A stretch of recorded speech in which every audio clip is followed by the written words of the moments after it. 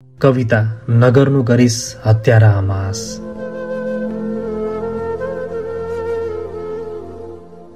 देशमा नपाएर सुरक्षित भविष्य ऊ नेपालको छोरो पुगेको थियो प्रवास। खोज्न खुसी, जोड्न रहर अनि अलिकति घाँस बाँस र कपास। आफ्नो ज्यान जोखिममा पारेर अरूलाई बचाउन लगायो ध्यान। बचायो ज्यान, चाल्यो कदम, समात्यो बम, फाल्यो नेत्र, अरू कति मर्थे नत्र। बनायो दूरी, देखायो बहादुरी।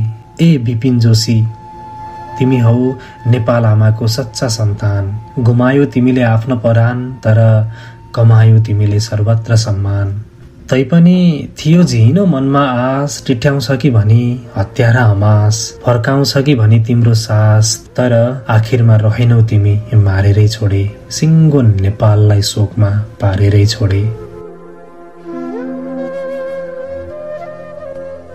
कतै माता लक्ष्मीको बास, कतै लामो पर्खाई पछिको रुवावास। दैवै यदि गर्नु नै थियो भने सर्वनाश, पहिले देखाउँछस् किन तैले आस, पछि बनाउँछस् किन जिउँदो लास।